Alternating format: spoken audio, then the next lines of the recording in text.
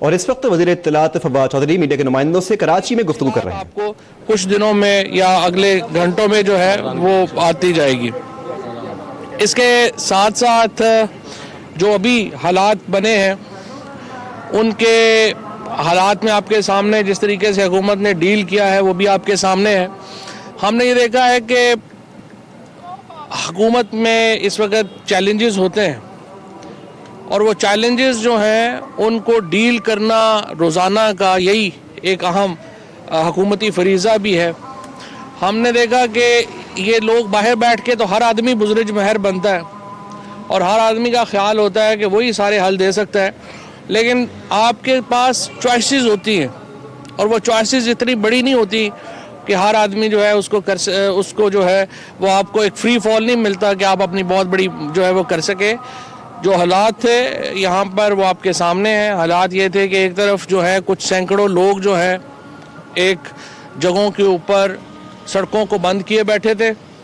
حکومت کے پاس دو آپشنز تھے، یا تو ہم ریاستی اپنا جو پاور ہے ریاستی طاقت استعمال کرتے، اس میں نقصان ہونے کا بھی اندیشہ تھا، اور اگر ریاستی طاقت میں نقصان ہوتا تو پھر جو تنقید ہے وہ یہ ہوتی کہ آپ نے ریاستی طاقت کیوں استعمال کی. لہٰذا ہم نے فائر فائٹنگ کی ہے. اس کا مطلب یہ نہیں ہے کہ جو کنڈکٹ ہے، جو جس قسم کا باتیں کی گئی یا جس قسم کا کنڈکٹ کا یہاں پہ کیا گیا، اس کو حکومت یا کوئی بھی پاکستانی اس کو اپروو کرتا ہے. یہ فائر فائٹنگ تھی. ہم نے شہروں کو کھولا ہے بغیر کسی نقصان کے کھولا ہے، لیکن حل یہ نہیں ہے. اس طرح تو پاکستان آئین کے تابع اور ہمارا آئین قرآن و سنت کے تابع ہے. لہٰذا تمام پاکستان کا جو نظام چلتا ہے یہ ہمارے آئین کے تحت چلتا ہے، اور آئین میں جو بھی لکھا گیا ہوا ہے، کوئی بھی آئین کا لفظ جو ہے وہ قرآن و سنت سے متصادم نہیں ہے بلکہ قرآن و سنت کے مطابق ہے. لہٰذا کسی کو بھی یہ غلط فہمی نہیں ہونی چاہیے کہ ریاست اس رویے کو معاف کرے گی.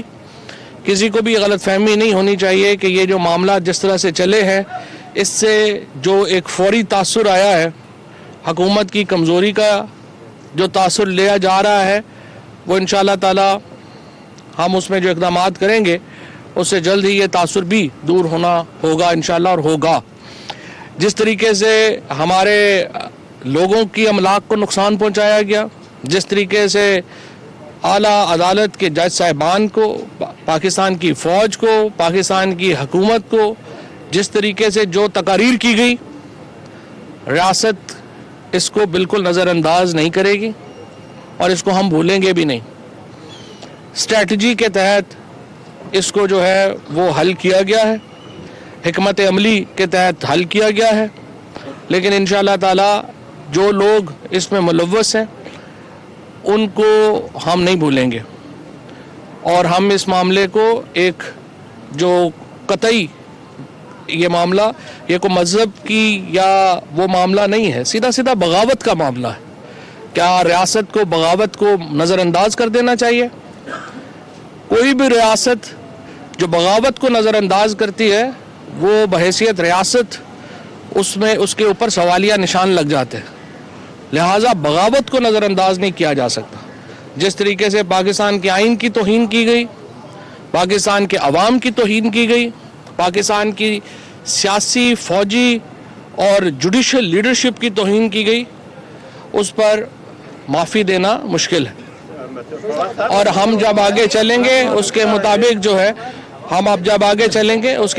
جو ہے وہ ہم آگے بڑھیں گے. جہاں تک آج سندھ حکومت کا تعلق ہے، آج صبح میری ملاقات ہوئی پاکستان تحریک انصاف کے پارلیمنٹیرینز کے ساتھ. بڑی تفصیل سے ان کے جو مسائل ہیں ان کے اوپر گفتگو ہوئی.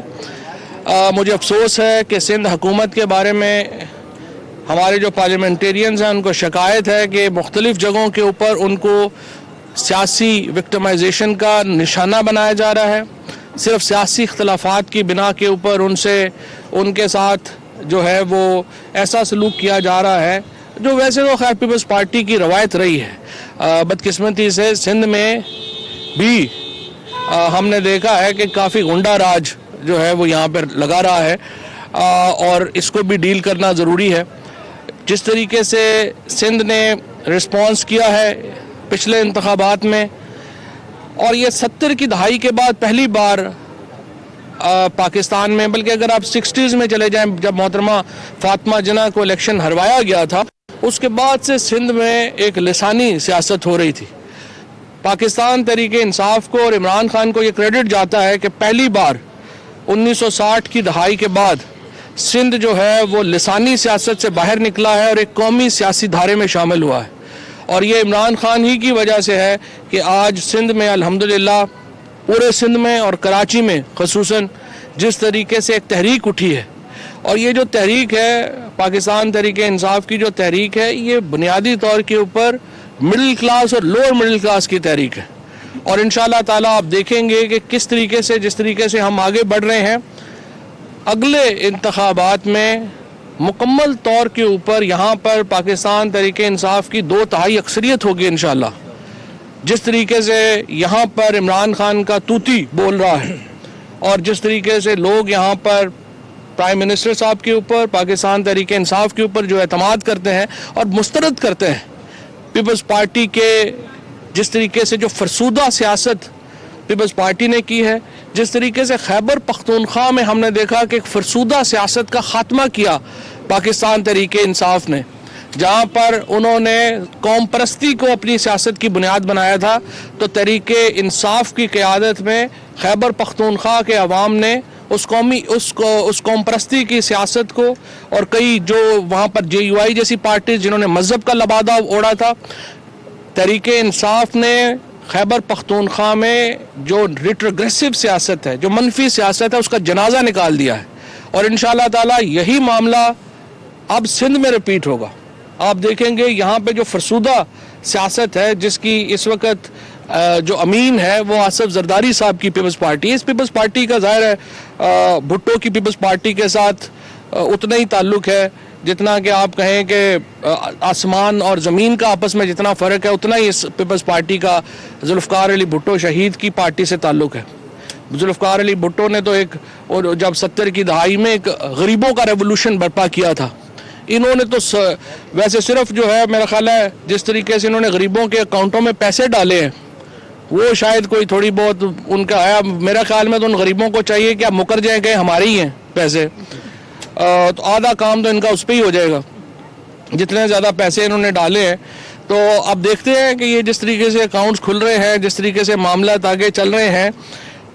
میں نے صبح یہ نہیں کہا تھا کہ پیپلز پارٹی کی حکومت چند دن کی مہمان ہے, لیکن پتہ نہیں گھبرا کیوں جاتے ہیں. ہم کہتے, جب بھی ہم کہتے ہیں چوروں ڈاکوؤں کو جیلوں میں ڈالیں, خورشید شاہ صاحب ناراض ہو کے اسمبلی سے چلے جاتے ہیں. ہم نام بھی نہیں لیتے, بات بھی نہیں کرتے. پرائم منسٹر کہتے ہیں چوروں ڈاکوؤں کو الٹا لٹکا دیں گے, یہ آدھے لوگ ایسے ناراض ہو جاتے ہیں جیسے پتہ نہیں یہ ہوتا ہے. کہتے ہیں سنا تھا چور کی داڑھی میں تنکا, یہاں پر بھی وہی معاملہ جو ہے اس کی عملی مثال میں نظر آ رہی ہے. لیکن انشاءاللہ تعالی بڑی امید ہے کہ ہم نے کراچی کے لیے جو اقدامات کیے ہیں, گورنر سندھ سے میری آج ملاقات ہوئی ہے, جو UAE کی یہاں پہ جو ٹیم آئی تھی, جو دورہ کیا تھا, اس کا جو سب سے بڑا اس وقت UAE کے ساتھ ہماری جو بات چیت چل رہی ہے, اس میں جو پانی کی جو پینے کا پانی کا مسئلہ ہے کراچی کا, اس کے حل کے لیے ہم اقدامات کر رہے ہیں. کراچی کا انفراسٹرکچر, ہر بات کے اوپر یہ کہتے ہیں کہ جی آپ صوبائی خود مختاری میں جو ہے وہ آپ عمل نہ کریں, آپ خود بھی لوگوں کو کچھ نہ دیں, آپ ہمیں بھی کچھ نہ لوگوں کو دینے دیں, تو یہ تو نہیں ہو سکتا. تو لہٰذا ظاہر ہے کہ ہمارے اوپر اعتماد کیا ہے کراچی کی عوام نے, ہمارے اوپر اعتماد کیا ہے سندھ کی عوام نے, اور انشاءاللہ تعالی اس کے مطابق ہم آگے بڑھیں گے. اور انشاءاللہ جو بھی وفاقی حکومت سندھ کو اور کراچی کے عوام, کراچی کے لوگوں کو جو سہولتیں ہم اندرون سندھ کے لوگوں کو دے سکتے ہیں, وہی سہولتیں ہم شہری سندھ کو جو ہے وہ بھی دینا چاہیں گے. اور انشاءاللہ اس معاملے میں ہم بالکل یکسو ہیں. کراچی بھی سندھ بھی پورے ملک میں تقریباً 100 دن مکمل ہونے کے ہوئے, اور باقاعدہ عمران خان صاحب وزیر اعظم نے کہا تھا کہ ہم خوشخبری دیں گے. تو کیا چائنا سے آنے کے بعد جو خوشخبری ہے وہ عوام کے لیے پریکٹیکلی سوائے اعلان کے بجائے؟ اور میرا دوسرا سوال یہ ہے کہ جو آپ نے ابھی دھرنا دینے والوں سے جو مذاکرات کیے اس کے بعد معاہدہ معاملہ حل ہو گیا, لوگ ہٹ گئے, लेकिन उनके साथ साथ अब ये भी आ गया है कि जनाब उन्हें गिरफ्तार किया जाए, और क्या मामला बिगड़ेंगे नहीं इससे? नहीं, उन्होंने धरने वालों ने तो खुद वहाँ पर जो मुआहदा हुआ है उसमें कोई ये शर्त नहीं है कि जिन्होंने लोगों की अमलाक को नुकसान पहुँचाया है, गुंडागर्दी की है, लोगों के साथ ज्यादती की है, उनको माफ़ करने का तो उसमें कोई ऐसा जिक्र नहीं। खुशखबरी क्या दे रहे हैं लोगों को? खुशखबरियाँ हम रोज़ दे रहे हैं इंशाल्लाह ताला, और यहाँ पर फिर जो है जब चाइना से आएंगे फिर खुशखबरी देंगे जनाब। आसिफ जरदारी ने कहा कि हम हुकूमत से ताउन करने के लिए तैयार है, वो ताउन करेंगे जो वफा आपकी हुकूमत से पहले जो केसेस थे उनके ऊपर वो ख़त्म कर देंगे कैबिनेट। और सिंध को आप देख रहे हैं कि तो सूबाई हुकूमत कहती है कि वफा हमारा अपना हिस्सा नहीं दे रहा, जिसकी वजह से कराची में जो आउट गोइंग स्कीमें नहीं चल रही, आपके इलाके में सूबाई तबलीग परेशान रहते हैं, इनको फंड नहीं मिलते, इनके जो तरक्याती काम है मुदाखलत है, तो इसके लिए क्या कोई हमने कर ली होते करके गवर्नर राज लग जाएगा? क्या देख रहे हैं दोनों? नहीं, गवर्नर राज की ज़रूरत ही नहीं, जब अवाम हमारे साथ हैं तो हम इंशाल्लाह ताला डेमोक्रेटिकली इलेक्ट होके जो है आएंगे। गवर्नर रूल का तो गवर्नर रूल की क्या ज़रूरत है? जहाँ तक बात यह है कि देखिए सिंध में पीपल्स पार्टी की हुकूमत ने, मुराद अली शाह साहब ने और उनसे पहले कायम अली शाह साहब ने 75,000 करोड़ रुपया ट्रांसफ़र हुआ है फेडरेशन से सिंध में। आप इनसे पूछें ये किधर गया? हमें तो नहीं नज़र आता सिंध में जो हालात हैं यहाँ पर। आप ये 75,000 करोड़ रुपया को मामूली रकम तो नहीं है जो यहाँ पे ट्रांसफ़र हुई है। और हालत ये है कि आज यहाँ से वफाक अगर रेंजर्स विड्रॉ कर ले तो यहाँ की जो कराची पुलिस है उसके पास कैपेसिटी नहीं है कि वो डे टू डे पॉलिसिंग भी कर सके। ये उनकी पॉलिसिंग का हाल है जो हर काम के लिए वो कहते हैं सुबह की जो की तरफ से सूबाई हुकूमत के साथ थोड़ा सा भी कम ताउन हो तो ये पूरे जो अपना हमारा जो हुकूमत है यहाँ की वो प्रॉब्लम में आ जाए। लिहाजा हम कोशिश हमारी जो है वो ये है कि हम साथ लेके चल रहे हैं, सबको साथ लेके चलने की कोशिश कर रहे हैं, कोशिश करते रहेंगे, लेकिन अपनी ज़िम्मेदारी को भी पहचाने। इतने अरसे से वो सिंध में जो है वो हुकूमत में है, लोग उनसे मुतमईन नहीं हैं। और पहले तो यहाँ पर था कि कोई अल्टरनेट ताकत नहीं थी, अब इंशाल्लाह ताला तहरीक इंसाफ यहाँ पर मौजूद है। हमारे MNAs MPAs हमारी जो तंजीम है यहाँ पे वो एक बड़ी वाइब्रेंट कुव्वत है इंशाल्लाह ताला। ये एक बहुत अल्टरनेट जो बिल्कुल कह लीजिए कि एक मुतबादिल सियासी कुव्वत के तौर के ऊपर हम उभरे हैं। और देखिए हमारा ये सभी की ख्वाहिश है मासूम सी कि अगर केसेस विड्रॉ कर लें तो हम आपके साथ हैं। केसेस विड्रॉ नहीं हो सकते, हमें मैंडेट ही ये मिला है कि आपने एहतसाब करना है। लिहाजा एहतसाब के ऊपर हमारा कोई कंप्रोमाइज़ मुमकिन नहीं है, चाहे वो जरदारी साहब हों, चाहे नवाज शरीफ साहब हों, चाहे कोई हो, शहबाज साहब हों। पीपल्स पार्टी के पास सिंध में अक्सरियत है, फिर भी आपको शक है कि ये हुकूमत ज़्यादा देर तक नहीं चल पाएगी। हालांकि अक्सरियत आपके पास नहीं है, अगर इनके मतलब हो जाती है तो हुकूमत गिर जाएगी। आपको क्यों शकूक पैदा हो रहे हैं सिंध हुकूमत के हवाले से? क्या वजूहत? लोग नहीं है ना साथ, हुकूमत साथ होने से सिर्फ नहीं चलते, लोग साथ होने चाहिए। सर अगर सुप्रीम कोर्ट ने अपील का फैसला वही रखा, ये लोग फिर सड़कों पे आएंगे, उसकी तैयारी है आपके पास? और दूसरा सर ये कि पहले पुराने पाकिस्तान में लोगों को जलाओ घेराव में जो प्रॉपर्टी डैमेज होगी वो कंपनसेशन नहीं मिलेगी, अपने पाकिस्तान में मिलेगी वो कंपनसेशन? पहली बात तो ये है कि ये बिल्कुल सूबाई हुकूमतों की ज़िम्मेदारी है कि जिनकी अमलाक को नुकसान पहुंचा है, जिस तरह लोगों को लॉ एंड ऑर्डर जो है वो प्रोविंशियल प्रॉब्लम है और उनको यकीनी तौर के ऊपर कंपनसेशन देनी चाहिए। यहाँ पर तो हमने देखा है कि हालत ये थी कि किस कदर माशाल्लाह जो थे वो प्रोटेस्टर्स की हालत तो ये थी एहतजाज करने वालों की कि छोटा 5 साल का बच्चे के केले भी उठा के ले गए। ये तो इनकी अखलाकी हालत है जो ये एहतजाज करने बाहर निकले थे।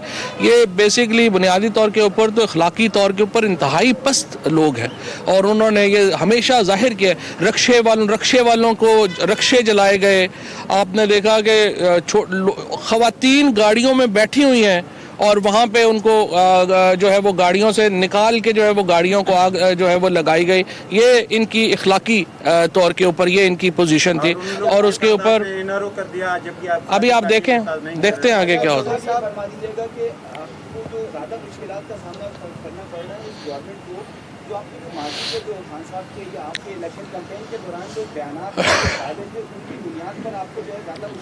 कोई मुश्किलात नहीं है। खास तौर के ऊपर जो आपके मुखालिफिन कहते हैं कि फवाद चौधरी जैसे और फरियाद चौहान जैसे लोग हैं तो PTI को किसी दुश्मनों की जरूरत नहीं है, क्या कहेंगे? पहली बात तो यह है कि कोई उसका मुश्किल नहीं है। जो वादे हमने किए हैं वो सारे वादे पूरे करेंगे। हमने जिन वादों के ऊपर इलेक्शन लड़ा है, हमने कहा है कि हम एहतसाब करेंगे, हमने कहा है और एहतसाब कर रहे हैं। हमने कहा है मुल्क को इक्तिसादी तौर के ऊपर अपने पाँव पे खड़ा करेंगे, मुल्क को इक्तिसादी तौर के ऊपर अपने पाँव के ऊपर खड़ा कर रहे हैं। हमने कहा है ह्यूमन स्किल, ये जो हमारी जो डेवलपमेंट मॉडल होगा वो जो हमारे नौजवान हैं उनकी स्किल डेवलपमेंट के ऊपर होगा, हम वो वादा पूरा कर रहे हैं। हमने कहा लॉ रिफॉर्म्स लेके आएंगे, हम लॉ रिफॉर्म्स लेके आ रहे हैं।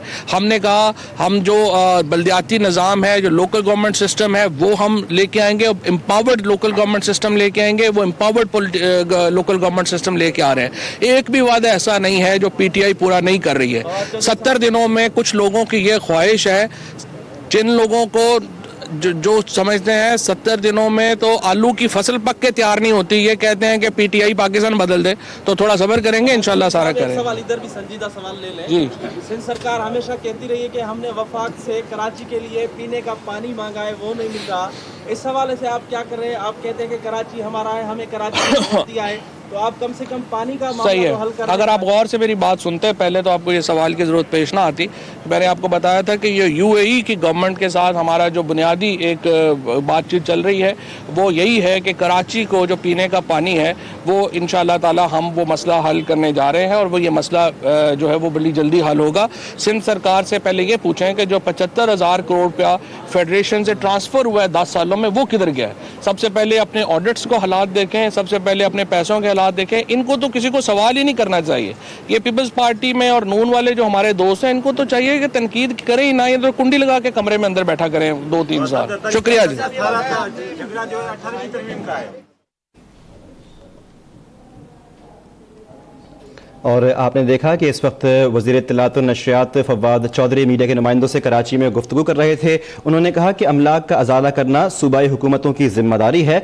एहतिसाब पर हमारा कोई समझौता नहीं होगा, हमें एहतिसाब का मैंडेट मिला है, हम सिंध में मुतबादिल सियासी क़ुव्वत की तरह उभरे हैं।